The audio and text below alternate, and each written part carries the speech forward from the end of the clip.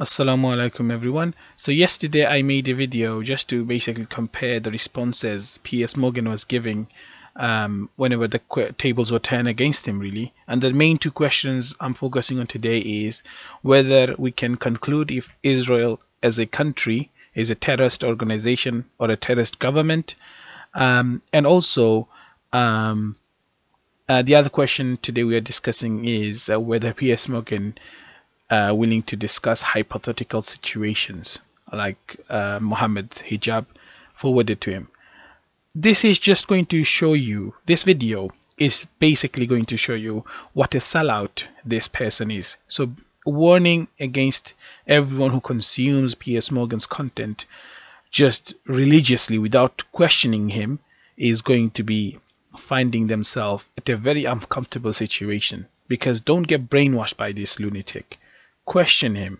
It's important to be critical at this time, because at this time propaganda is being promoted, and you will see that every time a pro-Israeli person is there is a pretending, there is almost a WWE match, where you have to pretend you are fighting but you don't, where Piers Morgan is occasionally showing himself challenging this situation, but whenever he is bombarded with false information, he's not questioning them, right? He's just letting them just move past that so quickly, and that's so important to note.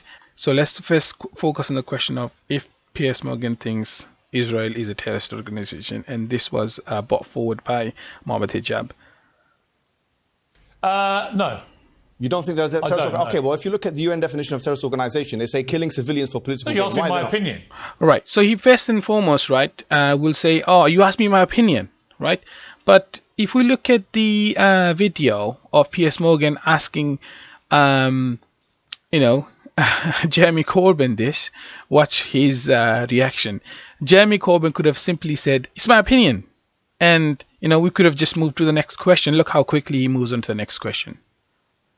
No, but if the UN definition, according to the UN definition, it's killing civilians for political objectives. Why are they not terrorist organizations? Well, you've asked me a straight question. I don't think they are a terror organization. So when you see... Right, so you asked me a straight question, so I don't think they are a terrorist organization. We just move forward, right?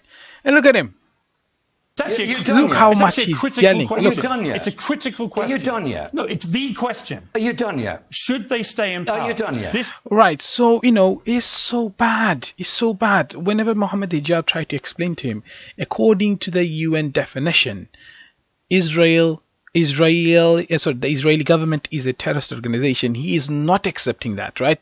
Even in this video somewhere, he is saying the UK prescribed Hamas as a terrorist group, so you must, accept Hamas as a terrorist group, right? I think Andrew Tate also was put forward, look, in here. And they still did it.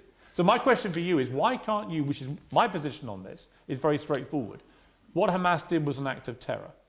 An absolutely despicable act of terror, and should be called exactly what it is. And they are now demonstrably a terrorist group. That is why they were rightly prescribed that by the UK and America and other countries. Right, so UK and America and other countries. UK and America, they get to define what a terrorist organization is. The UN definition, Piers Morgan does not accept the UN definition, but we have to accept, right, America's and UK's definition of terrorism. You have many countries like Qatar and Turkey, they outright said Israel is a terrorist organization. What about these countries?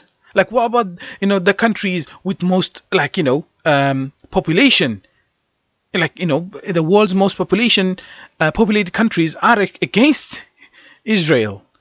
But we have to accept what America and British people say. We have to. Whatever the definition of a terrorist organization, we just have to go with it. But they're refusing to accept the definition of UN, right? And that is so pathetic. That is so bad. That is so hypocritical of them to just, do that. And the other question was, I think Mohammed Hijab calls him out on this, was Mohammed Hijab gave him a hypothetical situation right here.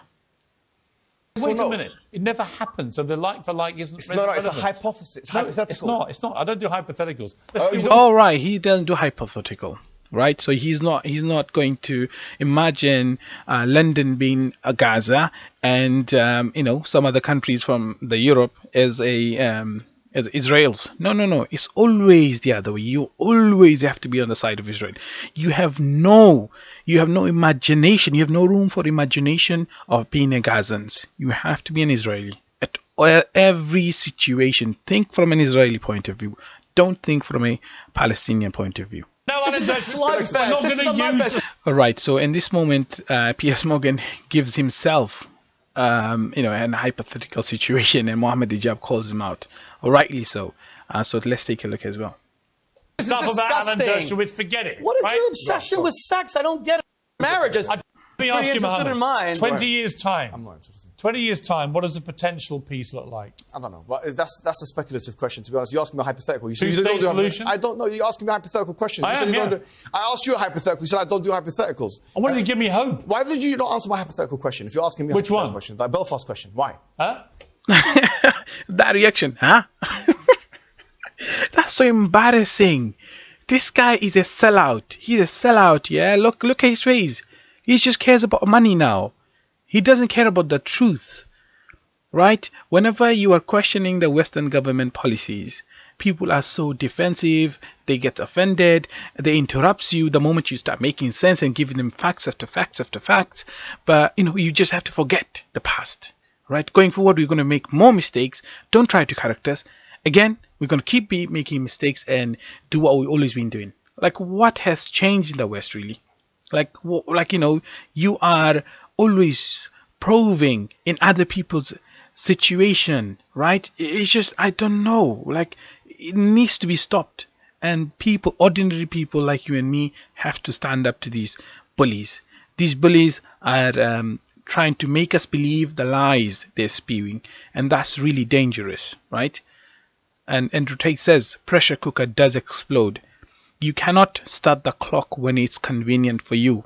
You cannot be saying what happens on the 27th of October is atrocious, but ignore whatever has happened before it and whatever is happening now after it, right? There has to be a balance. There has to be a balance so people can explain and express their opinions equally. Don't just try to suppress the pressure cooker, because it will, explode. Thank you, guys. It was really something that I wanted to sort of discuss. If anyone have any sort of inputs to put, I would really appreciate it. And yeah, take care. Assalamu alaikum.